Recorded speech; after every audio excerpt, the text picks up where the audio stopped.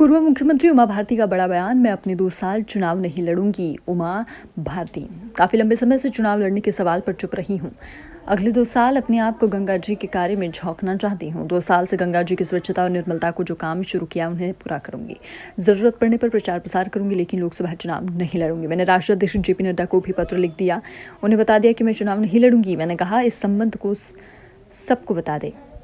मैंने 22 जनवरी को ही राष्ट्रीय संगठन मंत्री BL संतोष को दिया था। राष्ट्रीय अध्यक्ष जेपी नड्डा को मेल करके स्पष्ट किया कि वे सार्वजनिक करें कि मैं चुनाव नहीं लड़ूंगी। यदि राष्ट्रीय अध्यक्ष जेपी नड्डा साफ नहीं करेंगे तो मैं पत्र सार्वजनिक करूंगी।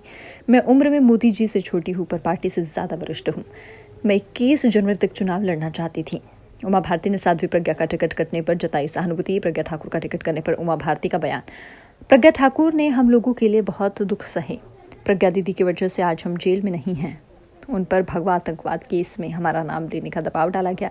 प्रज्ञा जी, इतना ही कहूंगी, हम सबको क्षमा करें। 3-4 दिन से इस चर्चा से मुझे एक चर्चा का सामना करना पड़ा कि मैं चुनाव क्यों नहीं लड़ रही हूँ, कहाँ से लड़ रही हूँ, क्या हो रहा है।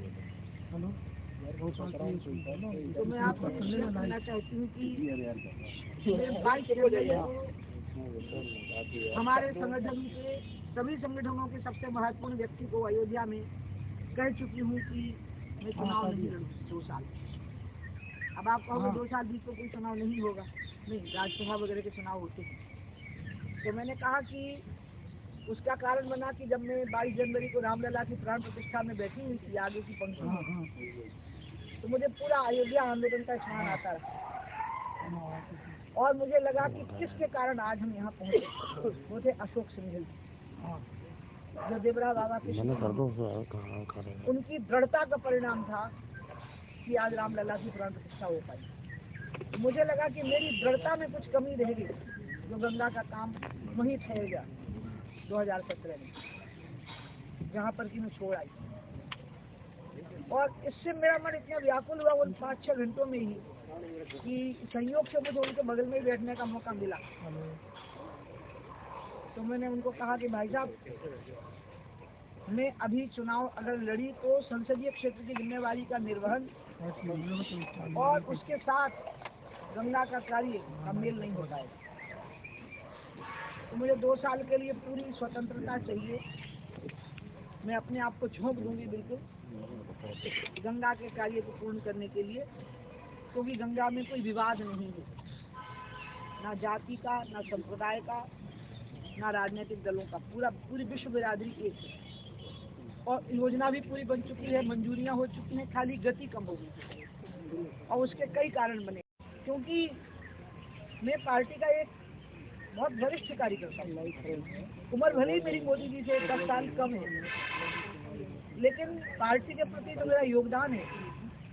जब पार्टी बन रही थी 84 पार्टी बन रही थी, 2 सीटों से यहाँ तक आ रही थी, उस यात्रा में तिरंगा आंदोलन, घुसपैठ के खिलाफ आंदोलन, राम जन्मभूमि आंदोलन, यहाँ सरकार बनाने की चेष्टा, ये सब काम मैंने बहुत मन से किए, बहुत ताकत से किए। तो एक ऐसे व्यक्ति के आत्मसम्मान का ध्यान रखना होगा पार्टी को। मैंने जगत जी को परसों मेल किया कि ये, क्योंकि मैंने एक अखबार मुझे बहुत प्रिय है, मैं उसका नाम नहीं लूंगी, मध्य प्रदेश का, उससे मैं व्याकुल हो गई थी। मेरा फोटो ने लिखा कि ये साध्वी जी व्यथित हो गई है। नहीं, मैं बिल्कुल व्यथित नहीं हूँ।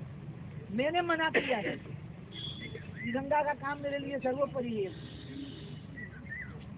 और वो 22 जनवरी को मेरे मन में दृढ़ता आई और वो दृढ़ता इतनी पक्की है कि मैंने रामलला को मिली हुई माला अर्पित की है गंगा जी को। जो रामलला को मक्का टेक के समय पुजारी ने एक माला मेरी तरफ फेंक दी थी, उसे भीड़ बहुत थी रामलला के दर्शन करने के लिए, वो माला मेरे हाथ में आ गई और वो मैंने गंगा को अर्पित